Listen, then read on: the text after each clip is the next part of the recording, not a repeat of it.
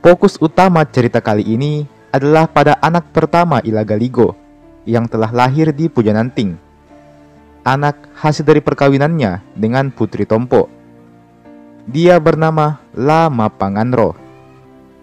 Sama seperti ayahnya, Lama Panganro juga tumbuh sebagai anak yang gemar menyabung ayam. Sejak kecil, dia sudah tertarik dengan gelanggang sabung ayam. Sehingga tak heran apabila Putri Tompo pun membiarkan anaknya ini untuk pergi menyabung ayam. Meski begitu, Lama Panganro ini nampaknya agak berbeda dengan Ilagaligo. Jika Lagaligo tumbuh sebagai anak yang ceria, maka Lama Panganro justru tumbuh sebagai anak yang melankolis. Dia tumbuh tanpa mendapatkan perhatian dari sang ayah, yang sudah seperti Bang Toib, pergi tak pulang-pulang. Ada suatu momen di mana usai menyabung ayam, anak-anak lain yang menyabung bersama Lama Panganro ini dijemput oleh ayah mereka masing-masing. Sedangkan Lama Panganro, tentu dia tidak dijemput oleh ayahnya. Hanya beberapa pengawal saja yang setia menemaninya. Alhasil, rasa penasaran pun tumbuh semakin besar dalam diri Lama Panganro ini. Dia seringkali bertanya-tanya, kemana gerangan ayahnya pergi? Kenapa ayahnya tak pernah pulang? Apakah ayahnya sebenarnya masih hidup? Dan jika masih hidup, siapa sebenarnya sosok ayahnya ini? Rasa penasaran ini terus tumbuh seiring dengan perkembangannya. Lama Panganro pun telah beranjak remaja. Pada saat itu, Putri Tompo merasa sudah waktunya untuk Lama Panganro mengetahui kebenaran di balik siapa sosok ayahnya. Akhirnya Putri Tompo pun menjelaskan bahwa ayah dari Lama Panganro ini adalah seseorang yang bernama Ilagaligo, seorang raja yang memimpin di kerajaan Cina. Putri Tompo pun menjelaskan tentang sosok Ilagaligo, tentang bagaimana kisah dari Ilagaligo ini sehingga bisa sampai di kerajaan Pujananting. Semua kisah itu sukses membuat Lama Panganro jadi terbelalak. Dia tidak menyangka punya ayah yang sehebat itu. Dia semakin terkesima kala mengetahui bahwa kerajaan Cina adalah tempat paling ramai dikunjungi oleh para penyabung ayam dari berbagai penjuru negeri. Maka timbullah rasa keinginan dalam diri Lama Panganro untuk pergi berlayar ke Ale Cina dan menemui sang ayahnya di sana. Namun karena usianya masih remaja, maka Putri Tompo pun melarang anak sematawayangnya ini untuk pergi. Sekalipun Lama Panganro berjanji untuk pulang kembali ke Pujananting, namun tetap saja Lama Panganro masih dianggap anak-anak. Hari-hari pun terus berlanjut. Lama Panganro tumbuh menjadi seorang kesatria gagah berani. Dia dilatih khusus ilmu bela diri dan juga teknik menggunakan berbagai senjata. Kesehariannya benar-benar membuatnya menjadi seorang prajurit handal dan perkasa. Pada titik ini, Lama Panganro tidak lupa dengan keinginannya untuk pergi ke Ale Cina. Dia pun sekali lagi meminta izin kepada ibunya untuk pergi berlayar ke Ale Cina. Dan pada titik ini, sang ibu sudah tak punya lagi alasan untuk menahan anaknya ini. Walau masih dengan berat hati, akhirnya Putri Tompo pun mengizinkan anaknya ini untuk pergi ke Ale Cina. Tenang saja ibunda, meskipun aku punya darah Tougi, namun bukan berarti aku akan tinggal di negeri Ugi selamanya. Aku pasti akan kembali lagi ke sini. Demikian ucap Lama Panganro sambil memeluk ibunya. Singkat cerita, dibuatlah sebuah kapal yang akan digunakan Lama Panganro nantinya. Kapal itu diberi nama Witoweng Pedaulang. Dan tibalah hari di mana Lama Panganro akan pergi ke Ale Cina. Sekali lagi, Lama Panganro berjanji bahwa dia akan kembali lagi ke Pujananting. Lama Panganro bahkan bersumpah, sekalipun seluruh warga di Ale Cina memintanya untuk tinggal atau bahkan menjadi raja, dirinya tetap tidak akan mau dan memilih untuk kembali ke Pujananting. Putri Tompo tersenyum mendengar hal itu, meskipun terbesit sedikit kekhawatiran dalam benaknya. Bagaimana jika Lagaligo justru menahan Lama Panganro? Jelas, bukan hal yang sulit bagi Lagaligo untuk melakukan hal itu. Namun, rasa khawatir itu sebisa mungkin ditutupinya. Dia yakin dengan sumpah anaknya. Dia tahu bahwa Lama Pangandro adalah anak yang tumbuh dengan cara yang baik, maka jelas dia pasti akan menjadi orang yang menepati janjinya. Demikian pikir Putri Tompo. Alhasil, berlayarlah Lama Pangandro beserta rombongannya ke Alecina. Ini merupakan pertama kalinya Lama Pangandro pergi berlayar. Dia pun tentu sangat antusias. Dia menghabiskan hari-harinya duduk di ujung kapal untuk menyaksikan pemandangan lautan. Setiap kali dia melihat pulau, dia selalu bertanya, apakah itu Alecina? Tentu saja itu bukan Alecina. Alecina masihlah sangat jauh. Rombongan Lama Pangandro ini sejatinya hanyalah rombongan kecil biasa. Tidak nampak tanda-tanda bahwa mereka adalah rombongan dari suatu kerajaan besar. Alhasil, berkat hal itu, mereka selalu berhasil selamat dari pemeriksaan apabila melewati kerajaan lain. Lama Pangandro bahkan dikira sebagai seorang nelayan biasa, dan bukan sebagai seorang pangeran. Dan pada akhirnya, setelah berlayar selama kurang lebih 3 pekan, sampai jualah Lama Pangandro di kerajaan Cina. Lama Pangandro segera turun dari kapalnya dan menghirup baik-baik udara di negeri Cina ini. Negeri yang merupakan tanah leluhurnya. Sekalipun Lama Pangandro baru pertama kali tiba di negeri ini, namun entah mengapa dia merasa rindu dengan tanah Ugi ini. Maka segeralah Lama Pangandro datang ke gelanggang sabung ayam. Secara kebetulan, di sana ada Saori Gading yang nampak juga sedang menyabung ayam. Segera Lama Pangandro menemuinya dan langsung menantang orang tersebut.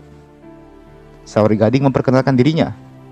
Ketika nama Saori Gading disebut, Lama Pangandro langsung terperanjat kaget. Inilah sosok kakeknya, sosok yang melegenda ke berbagai penjuru negeri. Saori Gading, sang raja lautan. Alhasil, keduanya pun langsung mulai mempertandingkan ayamnya masing-masing. Pertarungan berlangsung sengit, namun pada akhirnya berhasil dimenangkan oleh Lama Pangandro. Hal itu sukses membuat Lama Pangandro girang bukan main. Dia pun langsung menari-nari bersama dengan para pengawalnya, membuat Saori Gading jadi sedikit teringat dengan sosok Lagaligo sewaktu masih kecil. Lagaligo yang sedang berada dalam istana nampak sedikit risih mendengar keributan di gelanggang sabung ayam. Dia semakin tertarik ketika mengetahui ayam Saori Gading telah dikalahkan oleh ayam dari seseorang yang tidak dikenal. Maka Lagaligo pun langsung menuju ke gelanggang sabung ayam tersebut. Kedatangannya membuat semua orang langsung tunduk hormat kepadanya. Aura rajanya benar-benar kelihatan. Lama Pangandro langsung terdiam membisu. Inilah sosok ayah yang selama ini dia cari-cari. Inilah ayahnya, Lagaligo. Meski begitu, Lama Pangandro berusaha mengontrol dirinya. Dia berusaha merahasiakan identitasnya. Lama Pangandro pun dengan berani langsung menantang Lagaligo untuk saling menyabung ayam. Lama Pangandro bahkan mengatakan bahwa jika dia kalah maka dia akan menjadi tukang sapu di gelanggang sabung ayam ini. Taruhan itu sukses membuat Lagaligo langsung tertarik. Kau menarik juga ya anak muda. Kalau begitu, aku terima tantanganmu. Jika aku kalah, maka aku akan memberikanmu 2 buah kerajaan taklukanku. Kau bebas mengambil pajak dari 2 kerajaan itu. Nama kerajaannya adalah Sunrari Aja dan juga Pujananting. Demikian ucap Lagaligo. Ucapan itu sukses membuat Lama Pangandro sedikit kesal. Bisa-bisanya dia menganggap rendah kampung halamannya. Namun lagi-lagi Lama Pangandro berhasil mengontrol emosinya. Dan dia pun sepakat dengan persetujuan tersebut. Dia siap untuk melawan ayah kandungnya sendiri. Lama Pangandro kini tengah berhadapan dengan Lagaligo, ayah kandungnya sendiri. Keduanya saling bertatapan sejenak, sebelum akhirnya melepaskan ayam jagonya masing-masing untuk saling bertarung. Kedua ayam tersebut nampak saling jual beli serangan. Pertarungan yang lumayan lama untuk ukuran sabung ayam. Sebelum pada akhirnya, ayam milik Lama Pangandro berhasil mengalahkan ayam milik Lagaligo. Spontan, Lama Pangandro langsung menari-nari gembira bersama dengan para pengawalnya. Lagaligo yang merasa tidak terima dengan hal itu, langsung mengambil ayam milik Lama Pangandro, dan dia pun langsung menebasnya dengan badik miliknya. Kejadian itu sukses membuat Lama Pangandro terdiam. Dia kaget dan tidak menyangka Lagaligo akan bertindak sejauh ini. Untuk apa kita mengadu nasib melalui 2 ekor ayam ini? Mengapa kita berdua tidak saling beradu saja? Demikian tantang Lagaligo. Lama Pangandro langsung paham bahwa itu adalah ajakan duel. Maka dengan cepat dia menarik pedang miliknya. Dia bersiap-siap untuk melawan Lagaligo, yang notabene adalah ayahnya sendiri. Sesaat kemudian, keduanya pun langsung maju dan saling menghantamkan senjata masing-masing. Keduanya duel dengan sangat sengit. Lama Pangandro dengan ilmu berpedang yang dipelajari sejak kecil, serta Lagaligo yang memang punya skill mengayun badik tingkat tinggi, membuat pertarungan keduanya sangat seru untuk ditonton. Keduanya bertarung seimbang, belum nampak satupun yang kelelahan. Padahal mereka berdua sudah duel sejak beberapa jam yang lalu. Lagaligo merasa bahwa pertempuran ini tidak akan pernah usai. Sebenarnya, dia sudah mau menyerah saja. Tapi dia tahu bahwa harga diri orang Ugi sedang dipertaruhkan di sini. Di satu sisi, Lama Pangandro juga sudah sangat kelelahan. Namun, rasa kesalnya terhadap Lagaligo membuatnya semangat kembali. Keduanya pun saling adu senjata lagi. Suara besi yang bertabrakan menghiasi pertempuran ayah dan anak ini. Sesekali, besi keduanya bertabrakan keras dan menghasilkan percikan api, membuat para penonton jadi kagum dengan anak muda yang melawan Lagaligo ini. Siapa sebenarnya anak muda ini? Demikian pikirlah Pamusureng, yang memang sejak tadi menyaksikan duel ini. Ketika Lama Pangandro hendak melancarkan serangan, Lagaligo langsung teringat akan satu hal. Oh iya, aku belum mengetahui nama pemuda ini. Dari mana dia berasal? Mengapa dia begitu marah ketika ku sebut nama Pujananting? Lagaligo langsung menghindari serangan Lama Pangandro. Lalu dia berbalik dan malah menyerungkan badiknya. Lama Pangandro yang menyadari kalau Lagaligo sudah tak mau bertarung pun juga ikut menyerungkan pedangnya. Keduanya saling mengambil waktu untuk mengatur napas sejenak, sambil keduanya masih saling bertatapan. Apa yang membuat Tuan tak berkeinginan lagi untuk menyerangku? Tanya Lama Pangandro. Melihatmu, aku jadi teringat dengan putraku yang kutinggal di Pujananting. Jika dia lahir dengan selamat, maka seharusnya dia sudah seumuran denganmu sekarang. Mengapa Tuan berhenti menyerangku hanya gara-gara teringat masa lalu? Tanya Lama Pangandro. Tidak, bukan seperti itu. Sudah cukup lama sejak ada orang yang mampu mengimbangiku seperti ini. Dulunya kupikir suatu saat nanti yang mampu mengalahkanku hanyalah anakku sendiri, ujar Lagaligo. Jika Tuan punya anak di Pujananting, lantas mengapa Tuan dengan begitu mudahnya menjadikan Pujananting sebagai bahan taruhan?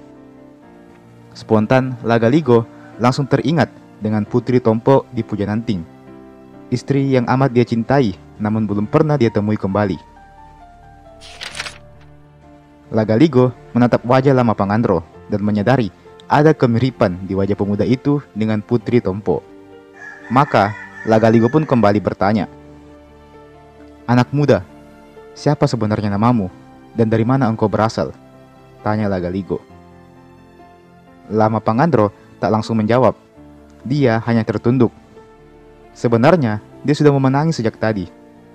Cuma dia tahan saja sebisa mungkin. Dia menatap wajah pria di hadapannya ini, wajah Lagaligo yang sedikit mirip dengannya.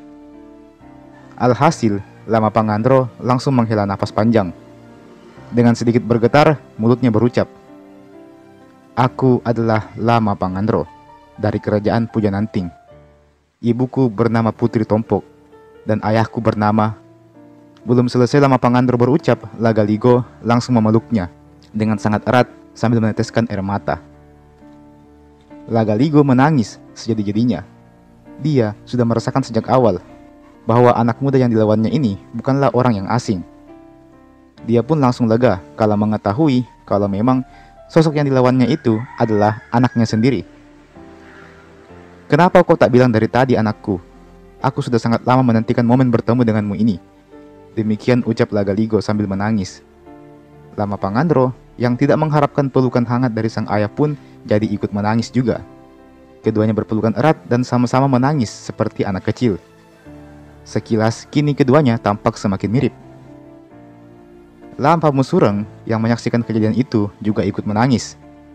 Pantas saja dia mampu mengimbangi Lagaligo. Ternyata dia adalah anaknya. Demikian batinlah Pamusureng.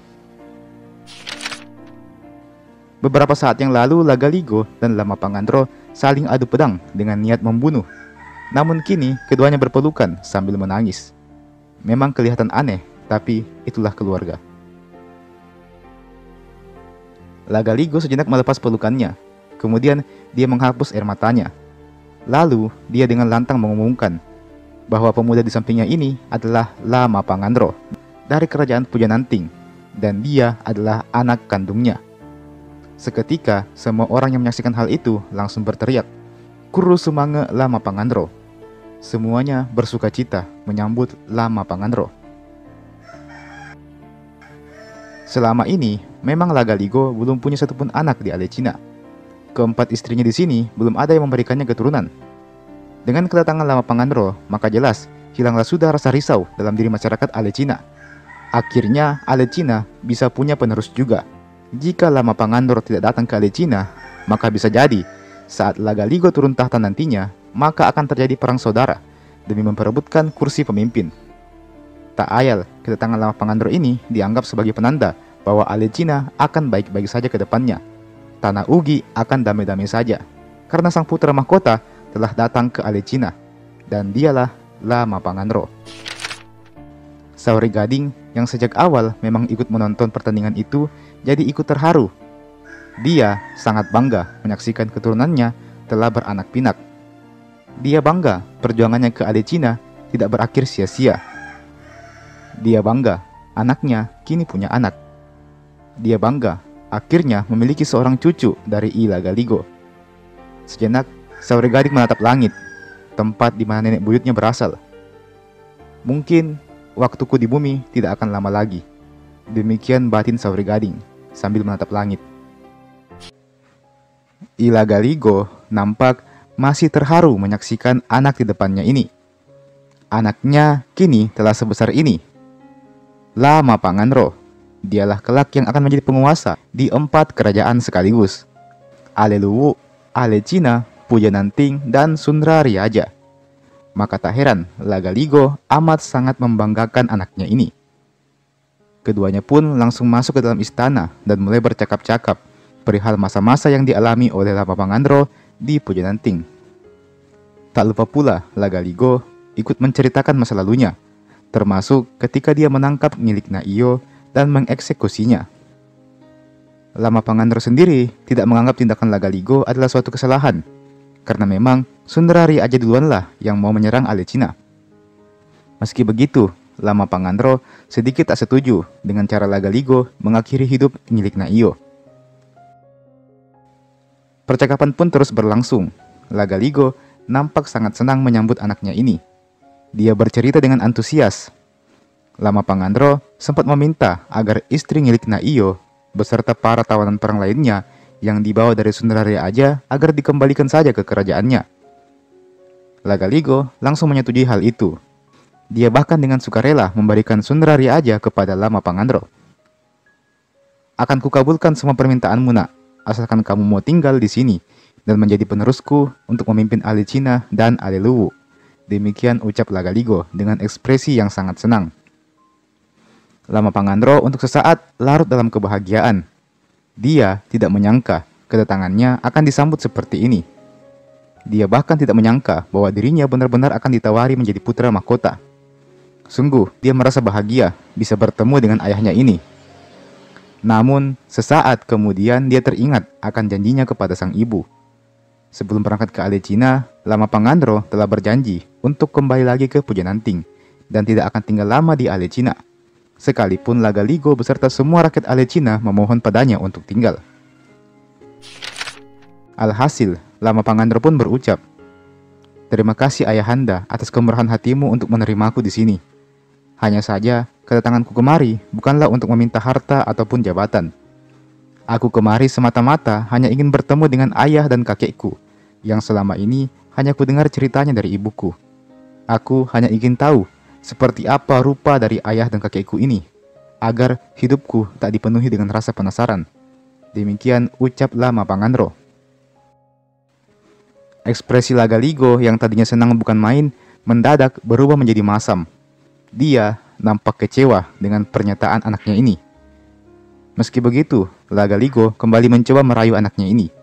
Lagaligo menceritakan tentang betapa luasnya Aleluwu dan Alecina, tentang betapa kayanya sumber daya alam kedua kerajaan ini, tentang berapa banyak gadis cantik yang akan menjadi milik Lama Pangandro jika dia mau tinggal, hingga tentang betapa kuatnya kekuatan militer dari Aleluwu dan juga Alecina.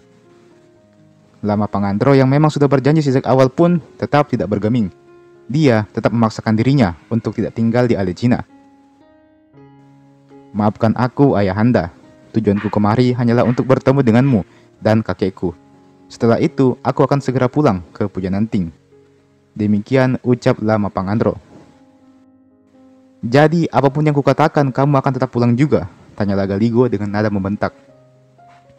Iya, Ayahanda. Maafkan aku. Tapi, aku telah berjanji kepada ibuku untuk kembali ke Pujananting, ujar Lama Pangandro. Seketika, Lagaligo langsung teringat dengan istrinya, Putri Tompo di Pujananting. Istri yang dia cintai, namun belum sempat dia temui lagi. Aku tidak mau ibuku menjadi semakin benci dengan orang Ugi, karena katanya orang Ugi hanyalah orang-orang yang tak pandai menepati janjinya. Demikian tanda Lama Pangandro. Sontak, Lagaligo langsung kaget mendengar hal itu. Dia teringat akan dirinya yang tidak menepati janji untuk kembali ke Pujananting. Lagaligo pun merasa tersinggung mendengar hal itu. Maka, tanpa basa-basi, Lagaligo langsung pergi meninggalkan Lama Pangandro. Lagaligo masuk ke kamar Wetendri Engka dan menutup pintu dengan suara yang sangat keras, tanda bahwa dia sedang marah. Lama Pangandro yang merasa sedikit terkejut hanya bisa duduk diam. Dia berusaha menunggu ayahnya sampai keluar dari kamarnya. Namun, setelah ditunggu cukup lama, Lagaligo tidak keluar juga dari kamar tersebut. Karena merasa kasihan, maka Saurgadin pun datang dan menemui cucunya ini. Dia menjelaskan tentang sifat Lagaligo yang memang seperti itu. Tak lupa pula, dia menenangkan hati cucunya ini. Lama Pangandro memeluk erat Saurigading, sosok yang nampaknya bisa dia percayai. Saurigading balas memeluk cucunya ini. Terbesit sebuah senyuman di wajahnya yang nampak semakin menua itu. Alhasil, Saurigading pun menyarankan agar Lama Pangandro segera kembali ke Pujananting. Tentunya bersama dengan para tawanan perang dari Sundra Riaja. Lama Pangandro mengiyakan hal itu. Maka dia pun langsung bersiap untuk kembali ke Pujananting. Sebelum berangkat, Lama Pangandro sebenarnya ingin menemui Lagaligo untuk yang terakhir kalinya. Maka diutuslah La Sulolipuk untuk mengabari Lagaligo kalau Lama Pangandro akan berangkat ke Pujananting. Namun, apa yang dikatakan oleh Lagaligo sungguh tidak mengenakan hati. La Sulolipuk kembali menghadap Saurigading dan juga Lama Pangandro. Dengan berat hati, dia menyampaikan isi pesan dari Lagaligo yang berkata, "Aku tidak punya keturunan di Pujananting." Usai mendengar pesan tersebut, Lama Pangandro langsung terdiam membisu. Ekspresinya kaku, tapi perlahan-lahan air mata mengalir di pipinya. Ya, Lagaligo baru saja memutuskan hubungan dengannya. Lagaligo baru saja tidak lagi menganggap Lama Pangandro sebagai anaknya. Lama Pangandro yang sudah sedih pun kini menjadi semakin sedih. Hatinya serasa tercabik-cabik, antara marah dan sedih, bercampur aduk, membuatnya tidak tahu harus membalas apa. Saurigading hanya memeluk erat cucunya ini dan berkata, "Nak, jika ayahmu tidak menganggapmu sebagai anak, maka setidaknya kamu masih punya aku yang akan selalu menganggapmu sebagai cucuku. Maafkan ayahmu yang mungkin masih terbakar emosi." Demikian ujar Saurigading menenangkan Lama Pangandro. Lama Pangandro perlahan-lahan mengusap air matanya. Dia pun langsung berpamitan dengan Saurigading dan langsung pergi berlayar kembali ke Pujananting. Keberangkatan Lama Pangandro ini tidak diiringi tarian bisu atau upacara apapun. Dia pergi sebagai orang biasa, bukan sebagai seorang putra mahkota. Lama Pangandro telah berlayar selama beberapa hari di kapal miliknya. Perjalanan itu dipenuhi dengan kesunyian. Bagaimana tidak, Lama Pangandro kini telah tidak dianggap anak oleh ayahnya sendiri. Ditambah lagi, dia pergi meninggalkan Alecina dengan cara yang terbilang tidak begitu spesial. Sebagai seorang anak, dirinya tentu mengharapkan ayahnya menemani kepergiannya. Namun, jangankan menemaninya, Lagaligo kini sudah tak menganggapnya lagi sebagai seorang anak. Tak ayal, hal ini membuat Lama Pangandro menghabiskan hari-harinya di dalam kamarnya. Padahal sebelumnya dia sangat tertarik melihat lautan. Kini dia tak peduli dengan itu semua. Meski begitu, Lama Pangandro juga tak bisa memaksakan keadaan untuk segera membaik. Ini sudah terjadi, jadi mau bagaimana lagi? Lama Pangandro mencoba melihat sisi positifnya. Setidaknya dia masih punya ibu yang menantikan kepulangannya di Pujananting. Setidaknya dia masih bisa menjadi pewaris di Pujananting dan bahkan Sunrari aja. Baginya itulah hal terpenting saat ini. Sementara itu, mari kita beranjak ke kerajaan Pujananting. Di Pujananting nampak Putri Tompo yang sedang bersedih. Semenjak kepergian Lama Pangandro, dirinya langsung kehilangan semangat hidupnya.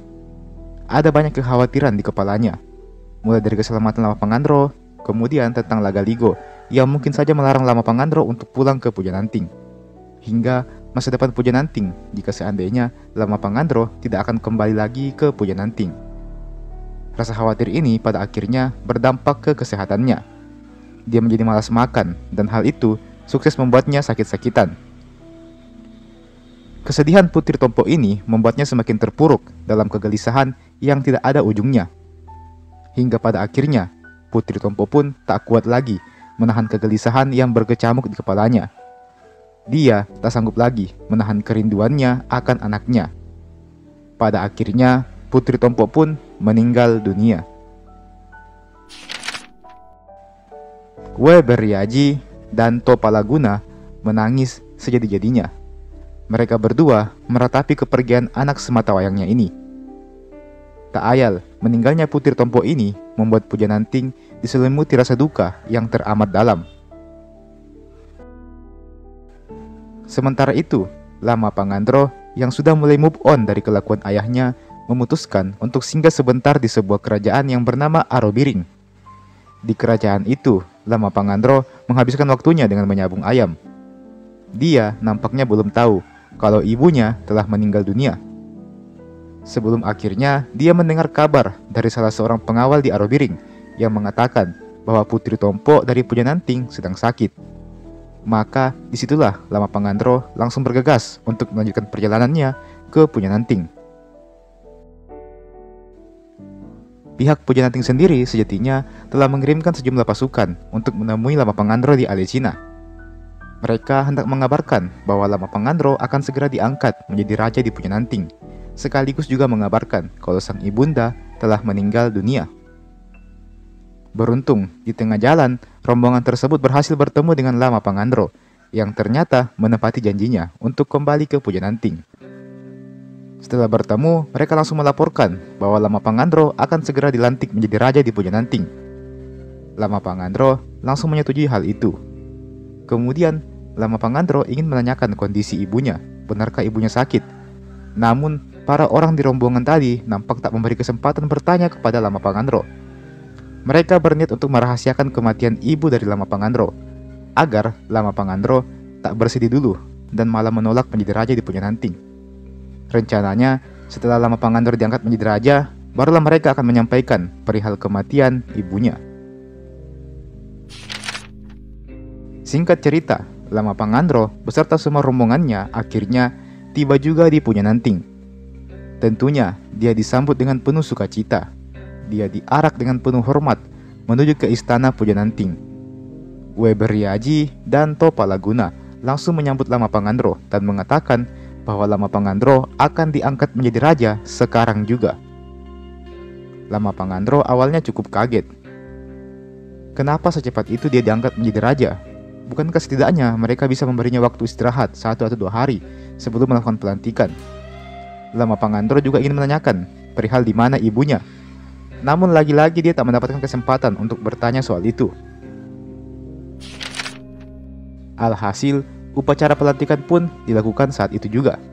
Semua yang hadir nampak khusyuk mengikuti upacara tersebut. Lama Pangandro juga demikian. Dia merasa terhormat bisa memimpin di Pujananting sekaligus Sunrari aja. Baginya, ini adalah kehormatan yang tidak ada duanya. Dan upacara pelantikan pun akhirnya selesai dilakukan.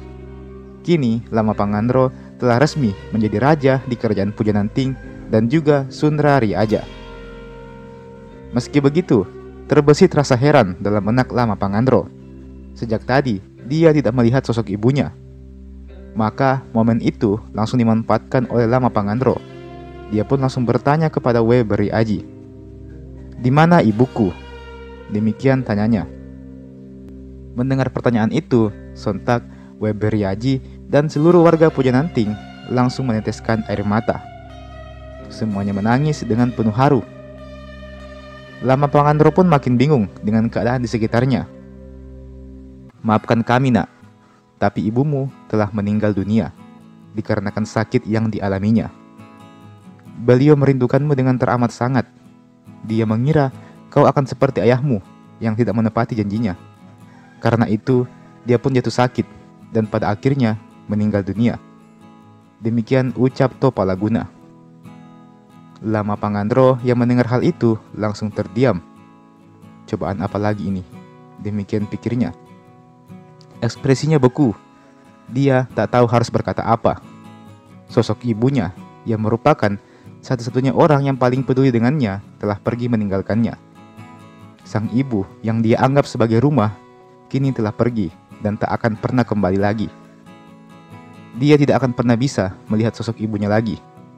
Dia tidak akan pernah bisa menyaksikan senyuman ibunya lagi. Lama Pangandro hanya bisa terdiam membisu. Meski begitu, air matanya mengalir deras tanpa dia sadari. Dia langsung mengusap air matanya dan berkata, "Kenapa air mataku keluar dengan sendirinya?" Demikian ucapnya. Weberi Aji langsung memeluk cucunya itu dengan sangat erat. Sehingga Lama Pangandro akhirnya sadar bahwa sang ibu benar-benar telah meninggal dunia. Di momen itu, Lama Pangandro akhirnya menangis sejadi-jadinya. Dia merasakan kesedihan yang amat sangat dalam. Bisa dibilang, tujuan utamanya ke Pujananting adalah untuk menemui ibunya.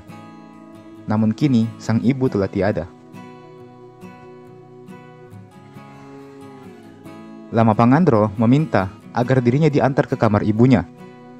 Dia akan menghabiskan 90 hari untuk bermalam di kamar sang ibu. Ini adalah bentuk rasa hormat dan cintanya kepada sang ibu. Olehnya itu, selama 90 hari ke depan, kepemimpinan di Pujananting masih akan diserahkan kepada Weberi Aji dan Topalaguna. Keduanya pun sepakat dengan hal itu. Mereka mengerti kalau Lama Pangandro sedang butuh waktu untuk menyendiri dan beradaptasi sepeninggal ibunya. Maka dimulailah hari-hari Lama Pangandro sebagai seorang raja, sekaligus sebagai seorang anak yatim piatu, dicampakkan ayahnya dan ditinggal mati sang ibu.